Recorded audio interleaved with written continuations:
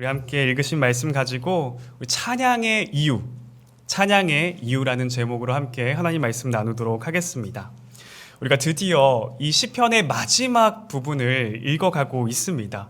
정말 150편에 달하는 정말 긴 이 시편을 우리가 언제 다 읽겠느냐라면서 시작을 하게 됐는데 벌써 우리가 마무리하고 있는 순간에 다다랐습니다.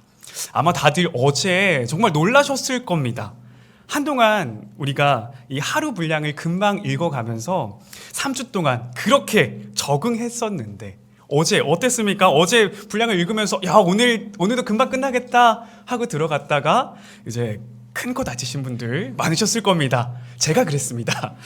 특별히 어제는 시편에서 가장 짧은 부분과 가장 긴 부분이 함께 등장했었죠.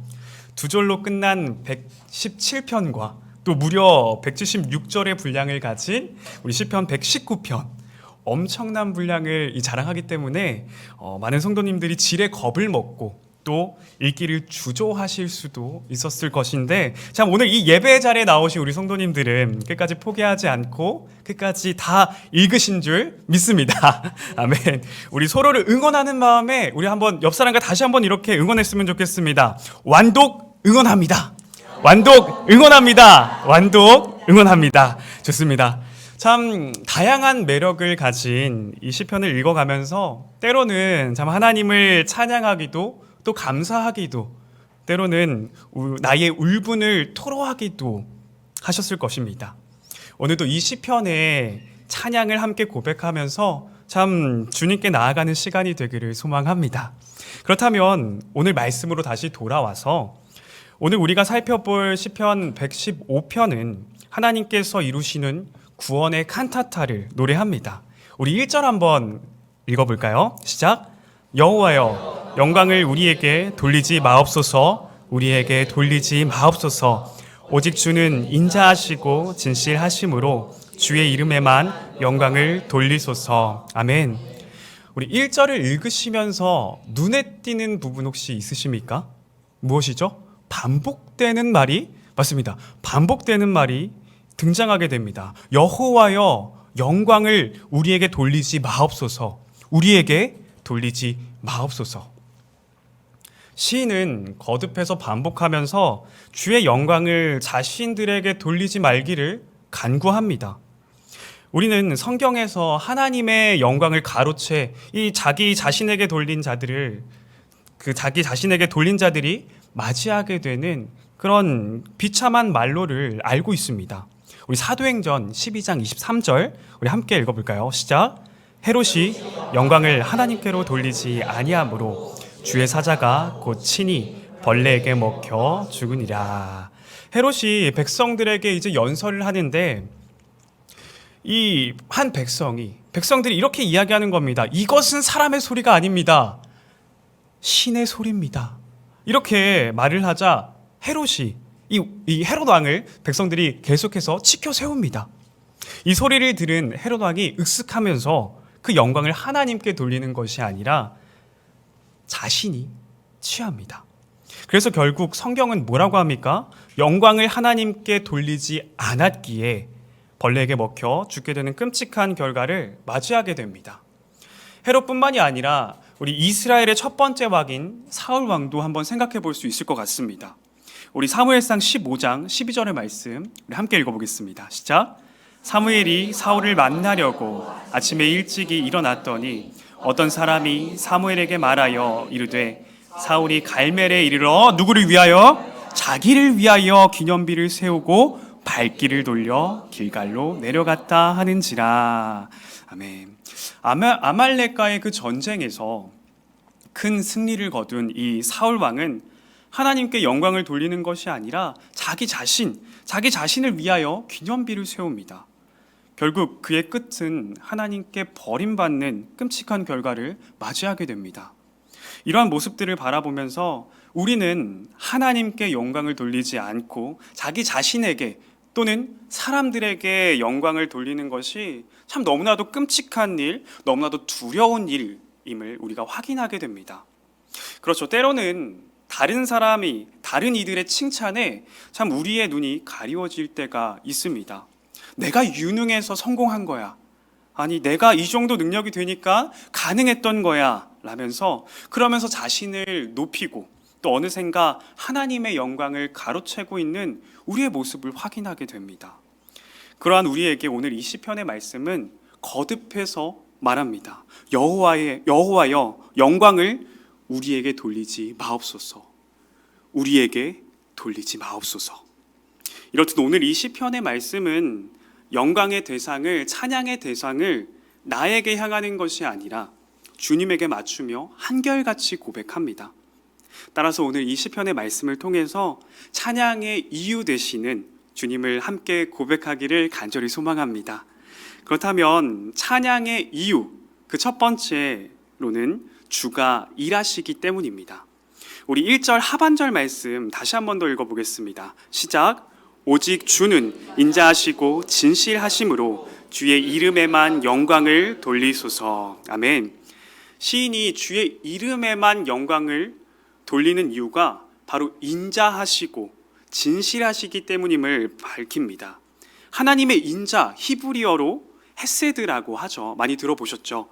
바로 언약에 기초한 변하지 않는 하나님의 사랑을 의미합니다. 또한 진실, 원어로 이야기하면 에메트라고 부릅니다. 바로 언약에 근거한 하나님의 신실하심을 고백하고 있는 것입니다. 즉 하나님은 변하지 않고 우리를 사랑하시고 또 신실하시기에 오직 주의 이름에만 영광을 돌리는 것입니다. 왜 시인이 이러한 고백을 하게 됩니까?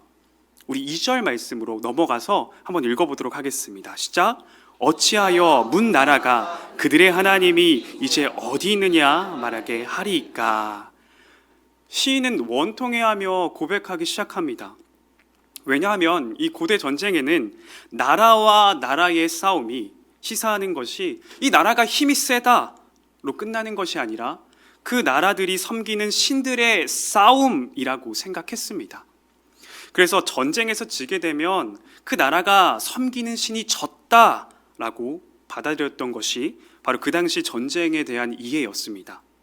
그렇다 보니 이스라엘 백성들이 자주 듣는 말이 야, 니네 하나님은 도대체 어디에 있느냐? 바로 이 말이었습니다. 왜냐하면 다른 나라들은 전부 다 눈에 보이는, 당장에 보이는 자신들이 섬기는 신상들을 가지고 있었지만 하나님은 이스라엘 백성들에게 뭐라고 명령하셨습니까? 무엇을 짓지 말라고 하셨습니까? 우상을 만들지 말라고, 형상화하지 말라고 명령하셨기 때문입니다. 그래서 이스라엘 백성들만 남들에게 보여줄 수 없고 또 자랑할 길이 없었습니다. 그렇게 전쟁에서 질 때면 이스라엘 백성들이 듣는 말이 무엇입니까? 야, 봐라. 야, 니들의 신이 어디에 있느냐? 너희들의 신이, 너희들이 믿는 그 하나님이 도대체 어떤 하나님이냐? 보여봐라. 이런 말을 듣는 것입니다. 하지만 시인은 담대하게 다시 고백하기 시작합니다. 우리 3절 읽겠습니다. 시작. 오직 우리 하나님은 하늘에 계셔서 원하시는 모든 것을 행하셨나이다. 아멘. 우리 개역 개정에는 번역이 되어 있지 않지만 우리 킹 제임스 버전으로 보면 3절을 But our God 이렇게 시작합니다. 우리 영어 시간에 많이 들었죠. but이 나오면 앞에 이야기에 어떤 상황이 펼쳐집니까? 반대가 되는 상황이 펼쳐지죠. 그렇습니다. 2절에서 문 나라들이 그렇게 찾고 찾던 너희들의 하나님이 어디 있느냐? 그들의 관심사는 눈에 보이는 것, 그런 보이는 우상들이었습니다. 그러나 그 우상과 반대로 우리 하나님은 행하시는 분, 원하시는 모든 것을 행하시는 분임을 시인은 담대하게 고백하고 있는 것입니다. 그러면서 4절에 뭐라고 말합니까? 그들의 우상들은 은과 금이요 누가 손으로 만든 것이로다? 사람이 만든 것이기에 입이 있어도 말하지 못하고 눈이 있어도 보지 못하고 귀가 있어도 듣지 못합니다. 또 코가 있어도 냄새를 맡지 못하죠. 손이 있어도 만지지 못하고 발이 있어도 움직이지 못합니다. 목구멍이 있어도 작은 소리조차 내지 못하는 게 바로 우상입니다. 그러나 우리 하나님은 어떻습니까? 우리에게 말씀하시고 눈동자와 같이 끝까지 지켜보시며 우리의 작은 신음에조차도 귀 기울여 듣고 계십니다. 그리고 우리의 향기로운 예배를 받으시고 그의 강한 손으로 우리 삶을 붙잡고 계십니다. 또한 우리와 늘 동행하시고 늘 주의 음성을 들려주시지 않습니까? 우상과 하나님의 차이, 바로 주는 일하시는 분입니다. 그래서 이스라엘의 역사를 살펴보면 수많은 전쟁 속에서 하나님이 그 전쟁에서 일하시는 것을 우리가 보게 됩니다. 그 이유가 무엇입니까? 우리 역대하 20장 17절 말씀 우리 한번 같이 읽도록 하겠습니다. 시작. 이 전쟁에는 너희가 싸울 것이 없나니 이루고 서서 너희와 함께한 여호와가 구원하는 것을 보라. 유다와 예루살렘아, 너희는 두려워하지 말며 놀라지 말고 내일 그들을 맞서 나가라. 여호와가 너희와 함께하리라 하셨느니라. 아멘. 아멘. 이 이야기가 이 여호사밧 왕과 또 아람과의 전쟁에서 하나님께서 두려워 떨고 있는 그들에게 하셨던 말씀입니다. 너희들 할 거 아무것도 없다. 그저 내가 너희를 구원하는 거 지켜봐라. 내가 너희를 위해서 하는 일들을 보아라. 이것 아닙니까? 주님께서 구원하시는 것을 우리가 보게 하기 위해서 하나님께서 일하십니다. 그리고 이를 통해서 주변의 모든 나라가 하나님의 일하심을 보게 됩니다. 이렇게 하나님은 자신의 백성들을 이 구원의 증인으로 사용하십니다. 이러한 흐름은 신약에서도 계속해서 이어지게 되죠. 예수님께서 제자들에게 어떠한 사명을 주십니까? 우리 사도행전 1장 8절에서 오직 성령이 너희에게 임하시면 너희가 권능을 받고 예루살렘과 온 유대와 사마리아와 땅끝까지 이르러 무슨 증인이 되리라? 내 증인이 되리라 하시니라. 아멘. 내 증인이 되리라. 우리 증인이라는 용어는 법적인 용어죠. 그래서 자기가 경험한 사실을 이제 사실대로 그대로 말하는 사람, 그것을 우린 증인이라고 부릅니다. 이 주님이 내 삶에서 어떻게 일하셨는지 그것을 말하는 것, 그것이 복음의 증인으로 살아가는 삶 아닙니까? 이러한 사명이 제자들뿐만이 아니라 오늘을 살아가는 우리 그리스도인들에게도 동일하게 주어진 사명이자 우리의 정체성인 것입니다. 우리가 예수 그리스도로 구원받은 것이, 그 구원받은 것에 있어서 내세울 것이 하나 있습니까? 아니요, 없습니다. 우리가 고백할 것은 오직 주의 은혜입니다. 이거 하나밖에 없는 것입니다. 주가 일하셨기에, 주님이 일하셨기에 우리는 오늘도 주님을 찬양하게 되는 것입니다. 저는 특별히 저희 청소년부를 섬기면서 참 주님을 더욱더 찬양하게 됩니다. 왜냐하면 정말 보잘것없는 저의 삶을 통해서도 하나님께서는 우리 아이들에게 하나님이 어떻게 일하셨는지 그렇게 고백할 수 있는 것이 어찌나 큰 감사이며 은혜인지 모르겠습니다.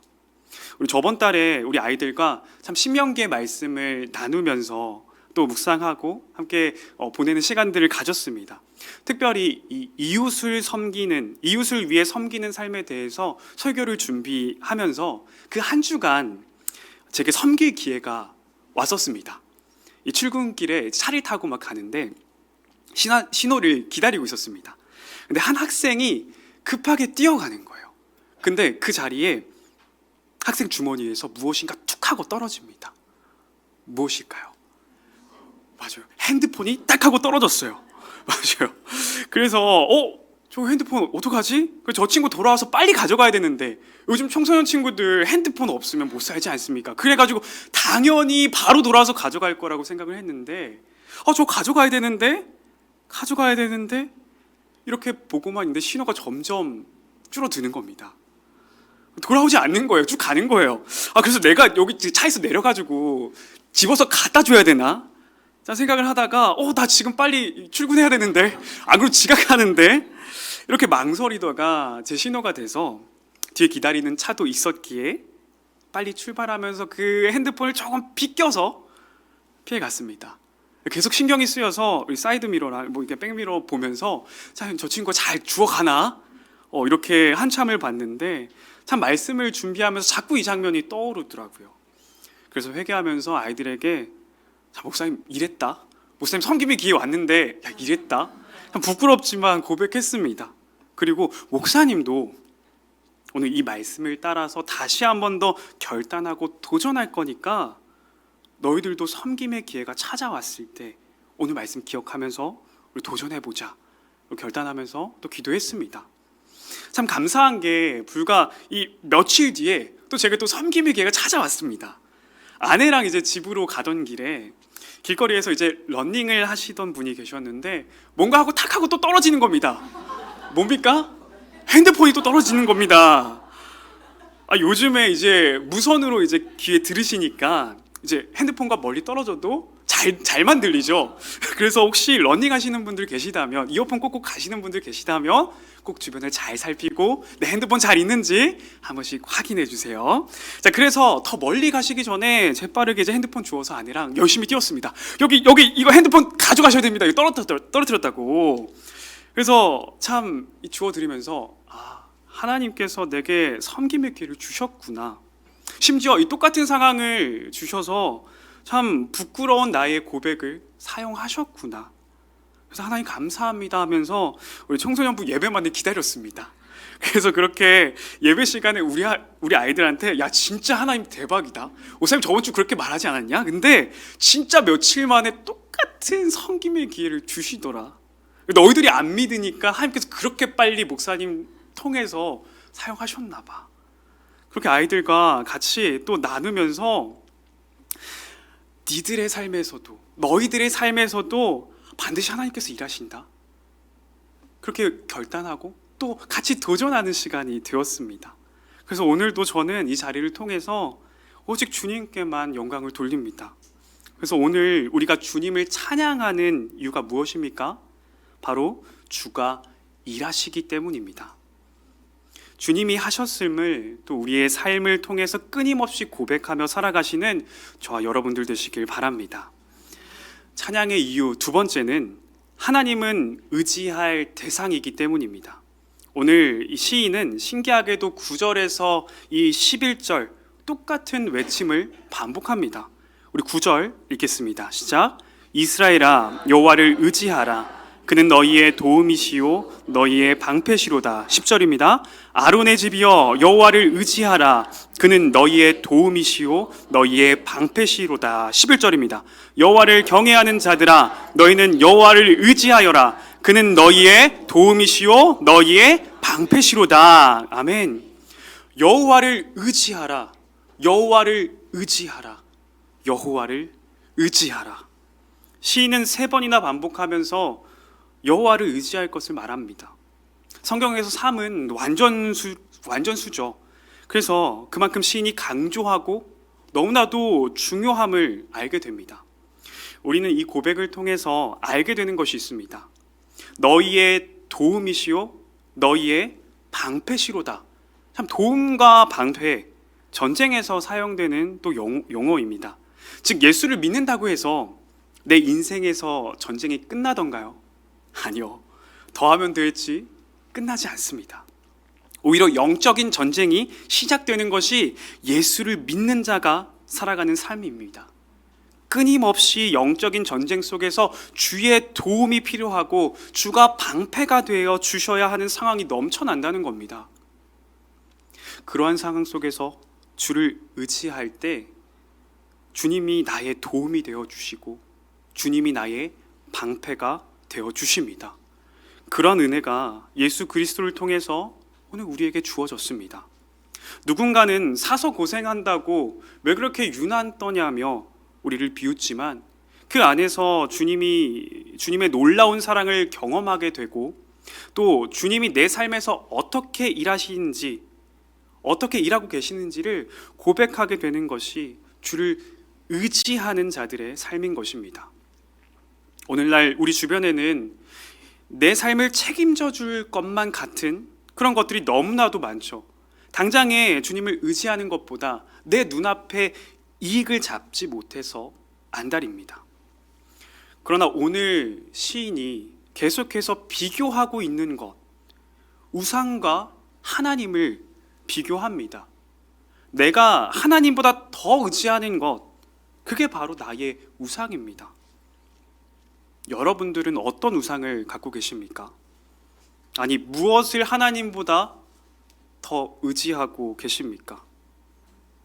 오늘 말씀에 내 자신을 점검해 보시길 바랍니다. 그리고 오늘 이 말씀을 기억하시길 바랍니다. 8절, 우상들을 만드는 자들과 그것을 의지하는 자들이 다 그와 같으리로다. 아멘. 오늘 시편의 말씀은 우리에게 분명하게 말하고 있습니다. 오직 주님만이 내가 의지할 대상입니다. 그런가 하면 오늘 이 시편뿐만이 아니라 많은 믿음의 선배들이 죽음을 앞두고 다음 세대들에게 이 여호와를 의지하는 것이 너무나도 중요하다는 것을 고백합니다. 모세는 그의 마지막에 이스라엘 백성들에게, 출애굽 2세대들에게 여호와만 의지할 것을 가르칩니다. 또한 다윗도 자신의 아들 솔로몬에게 여호와만을 의지하라고 고백하죠. 이처럼 사람은 이 죽음 앞에서 자신이 의지하는 것이 무엇인지 더 명확하게 드러나는 것 같습니다. 그래서 저는 이 신대원을 다니면서 이 호스피스 병원에 봉사를 간 적이 있습니다. 이 병원으로 가는 차 안에서 참 어떻게 이제 그분들한테 어떤 위로의 말을 전해드릴 수 있을까? 아니, 어떻게 그분들을 도와드릴 수 있을까? 그런 고민 속에서 이 병원 앞에 내리게 되었습니다. 이제 병원 관계자분이 이 병실을 돌아다니면서 찬양을 불러달라고 하셔서 이 같은 반 전도사님들과 함께 이 병실을 향해서 걸어갔습니다. 이 가는 길 내내 제 머릿속에는 참 어떻게 그들을 대해야 될까, 그분들을 어떻게 대해야 될까, 이런 고민만 들었습니다. 그렇게 첫 번째 병실 문이 열리고 환자분과 첫 인사를 나누는데 참 하루 종일 걱정했던 것이 무색해질 정도로 얼굴이 너무나도 평안하셨습니다. 그렇게 인사를 드리고 우리가 함께 찬양하고 기도해드리고 싶어서 왔다라고 말씀드리고 좋아하시는 찬양을 함께 부르고 그 자리에서 기도해드렸습니다. 그렇게 병동을 돌아다니면서 그분들과 함께 찬양하고 기도하는 시간이었습니다. 물론 모두 다 환하게 맞이해 주셨던 것은 아닙니다. 어떤 병실은 거부하시기도 했죠. 그때는 문 밖에서 그분들을 위해서 기도해드리고 다음 병실로 옮겨갔습니다. 그날 힘을 드리러 갔었는데 오히려 제가 더 힘을 받고 돌아오는 시간이었습니다. 참 그날 기숙사로 돌아와서 참 많은 생각이 들더라고요. 죽음에 대해서, 나한테 오지 않을 것만 같았던 그 죽음에 대해서 다시 한번 돌아보게 되고, 또 그분들은 죽음 앞에서 어떻게 그렇게 담대할 수 있었을까? 그 죽음 앞에서 어떻게 그렇게 평안한 얼굴로 계실 수 있었을까? 저는 그분들의 찬양의 이유가 오늘 이 시편이 고백하고 있는 것처럼 여호와를 의지했기 때문인 줄 믿습니다. 여호와를 의지하라. 그는 너희의 도움이시오 너희의 방패시로다. 아멘. 오늘도 내가 의지할 분은 오직 여호와 하나님입니다. 이러한 찬양의 고백이 우리 입술에서 끊이지 않길 소망합니다.